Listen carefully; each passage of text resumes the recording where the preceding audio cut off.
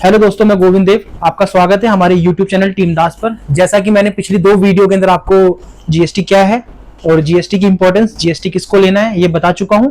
अब मैं third part लेकर आया हूं जिसके अंदर मैं आपको ये बताऊंगा, जैसा कि मैंने वीडियो में कहा था कि जीएसटी लेने के लिए क्या क्या डॉक्यूमेंट्स की रिक्वायरमेंट होती है, या जीएसटी के लिए जब हम अप्लाई करें तो हम किन किन डॉक्यूमेंट्स को अपने पास रखें ताकि हम जीएसटी अप्लाई कर सकें। तो उसके लिए जैसे मैंने 3 कैटेगरी में इसको डाला है। First proprietorship, second partnership, third for company. तो प्रोप्राइटरशिप से आप लोग समझ रहे हैं इंडिविजुअल, यानी अगर कोई एक बंदा अपना बिजनेस स्टार्ट करना चाहता है अपने नाम से, तो वो जब स्टार्ट करेगा तो उसको क्या क्या डॉक्यूमेंट्स की रिक्वायरमेंट होगी, क्या क्या होने चाहिए डॉक्यूमेंट्स। और अगर 2-3 बंदे मिलके कर रहे हैं पार्टनरशिप के अंदर, फर्म बनाकर कि भाई आधे पैसे मैं लगा रहा हूँ, आधे पैसे तुम लगाओ, दोनों मिलकर हम बिजनेस चलाते हैं, तो उस केस में हमें क्या क्या डॉक्यूमेंट्स की रिक्वायरमेंट होगी। ये थर्ड, प्राइवेट लिमिटेड कंपनी या लिमिटेड कंपनी, उसमें जितने भी डायरेक्टर होंगे उनकी डॉक्यूमेंट्स की रिक्वायरमेंट क्या क्या रहेगी वो मैंने यहाँ लिख दी है। तो स्टार्ट करते हैं प्रोप्राइटरशिप से। तो प्रोप्राइटरशिप के अंदर मैंने जैसे बताया, PAN card, Aadhaar card, rent deed, electricity bill. ये प्रेमाइसिस का है जहां पर भी आप अपना एड्रेस या जीएसटी रजिस्ट्रेशन चाहते हो, तो वहां पर अगर वो रेंटेड है तो आपको पैन कार्ड, आधार कार्ड के साथ में इलेक्ट्रिसिटी बिल और रेंट डीड की कॉपी चाहिए होगी। नेक्स्ट, फर्म का नाम। आप ऑब्वियस है, हम जब कोई बिजनेस स्टार्ट करेंगे तो हमें फर्म का नाम पता होना चाहिए। नेक्स्ट, नेचर ऑफ बिजनेस और लिस्ट ऑफ प्रोडक्ट।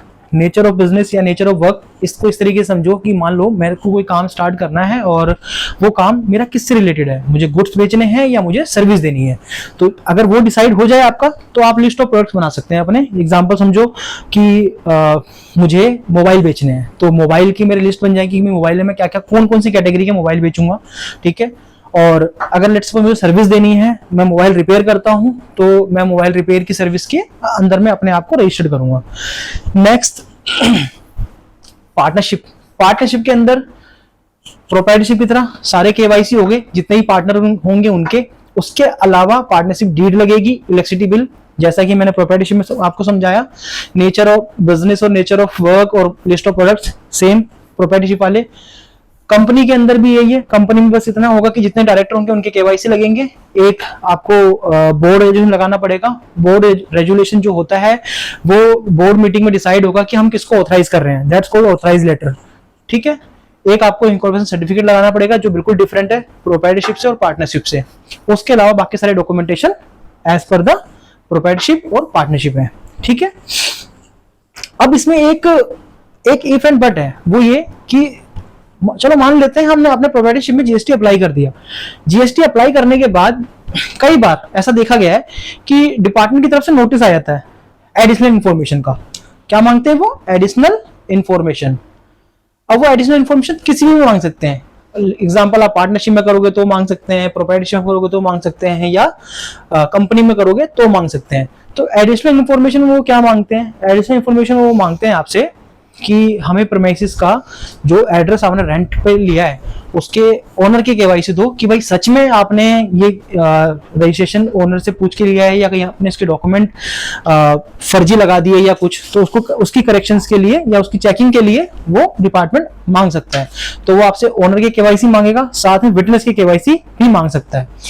तो सेम पार्टनरशिप में भी और कंपनी के अंदर भी वो मांग सकता है, या कोई और एडिशनल इंफॉर्मेशन उसको चाहिए वो मांग सकता है आपसे। नेक्स्ट, वो आपके यहाँ विजिट भी कर सकता है। ये बात जरूर दिमाग में रखिए कि डिपार्टमेंट अगर आपको रजिस्ट्रेशन दे रहा है तो वो डेफिनेटली ये इंश्योर करना चाह रहा है कि ये सेल कंपनी तो नहीं है, कोई फर्जी कंपनी तो नहीं है। तो जीएसटी डिपार्टमेंट आपके यहाँ विजिट भी कर सकता है। ये तो हो गई डॉक्यूमेंट्स की बात कि डॉक्यूमेंट्स की रिक्वायरमेंट क्या क्या है। बट उससे पहले आपके लिए ये जानना बहुत जरूरी है कि आप जीएसटी में किस कैटेगरी के अंदर आते हैं। जैसा कि मैंने सेकंड वीडियो में आपको बताया था कि जीएसटी के मैंने 5-6-7 कैटेगरीज आपको लिख के दी थी। उसी में जो जीएसटी की कैटेगरी है आपकी फर्स्ट वाली, जिसके अंदर हमने आपको बताया था कि जो लोग गवर्नमेंट को टैक्स पे करते हैं, उनको हमने रेगुलर का नाम दिया था, ठीक है। तो जब हम जीएसटी लेने जाएंगे या जीएसटी के लिए अप्लाई करेंगे, या हमें ये चेक करना है कि मुझे रेगुलर में अप्लाई करना है या जीएसटी की एक और सेकंड स्कीम है कंपोजिशन। क्या है? कंपोजिशन, या कंपोजिशन में करना है।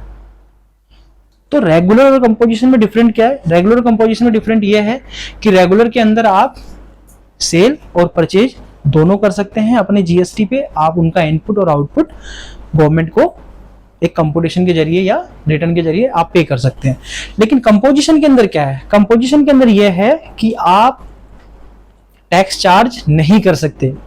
हाँ जी, सही सुना आपने, टैक्स चार्ज नहीं कर सकते, क्योंकि कंपोजिशन के अंदर पहला जो रिस्पॉन्सिबिलिटी होती है वो जो कंपोजिशन होल्ड कर रहा है उसी की होती है। एग्जांपल, मान लो मेरा बिजनेस है होटल का, फूड्स का, मैं अकोमोडेशन भी देता हूं, बट मैं अंडर द कंपोजिशन स्कीम हूं। कंपोजिशन का मतलब है ऑलरेडी आपने गवर्नमेंट से रियायत मांग रखी है। क्या मांग रखी है? रियायत मांग रखी है कि भैया मेरे को जीएसटी में रियायत दो। मैं गवर्नमेंट को एक टर्नओवर के ऊपर एवरी 6 मंथ 12 मंथ, ये 2 वे हैं रिटर्न भरने के, 6 मंथ और 12 मंथ।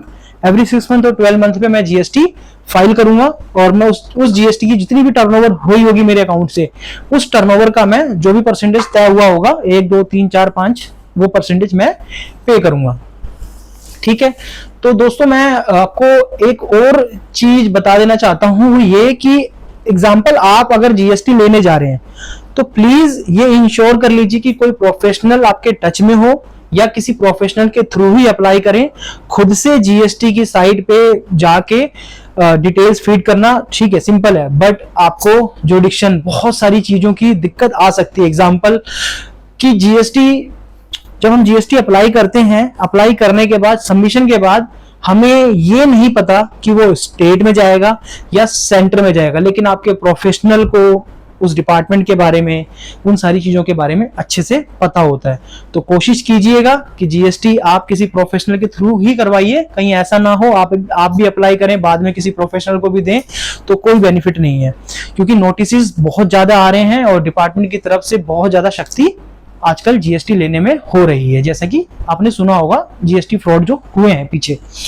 तो आज की वीडियो यहीं तक है। मैंने जीएसटी से रिलेटेड जो डॉक्यूमेंट्स हैं, मैंने ये जो 3 पार्ट थे, फर्स्ट पार्ट में मैंने जैसे आप लोगों को जीएसटी क्या है उसके बारे में समझाया था, सेकंड में जीएसटी किसके लिए इंपॉर्टेंट है, किसको लेना चाहिए उसके बारे में बता दिया, थर्ड में मैंने आपको डॉक्यूमेंट्स बता दिए।